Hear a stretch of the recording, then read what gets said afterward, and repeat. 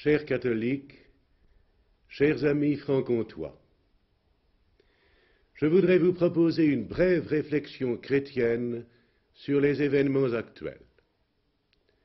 Ceux-ci nous laissent dans la tristesse et dans l'angoisse. Ce sont les barricades, les combats de rue, le sang versé. La grève, si elle se prolonge, va priver du nécessaire un grand nombre de familles. Les négociations qui viennent de commencer vont être difficiles.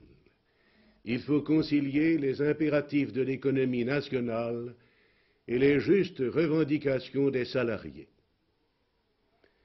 Mais la violence, l'inévitable exploitation de la conjoncture politique et sociale ne sont qu'un aspect de la réalité.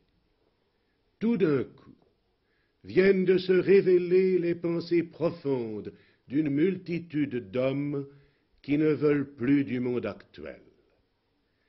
C'est la crise d'une civilisation plus que d'un régime.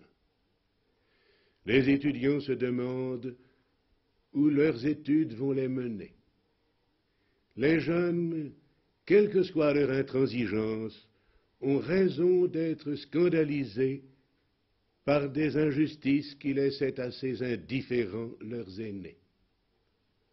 Les agriculteurs, nous le savons bien en Franche-Comté, s'interrogent avec anxiété sur leur avenir. Les ouvriers veulent être traités en hommes.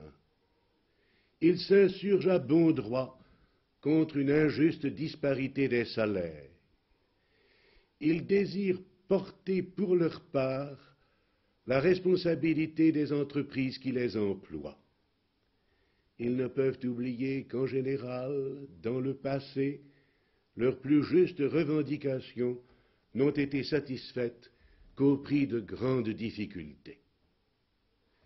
Dépassant l'horizon de notre pays, tous les hommes de bonne volonté voudraient que cesse la guerre et que tous les hommes mangent à leur faim. Un chrétien doit ressentir profondément cette souffrance du monde, qu'à travers tant de slogans, de cortèges et de bagarres, lui révèlent les événements d'aujourd'hui. N'est-ce pas pour lui la preuve que les disciples de Jésus-Christ n'ont su que bien imparfaitement porter et vivre le message de l'Évangile? Or, quoi qu'il arrive, demain ne sera pas comme hier.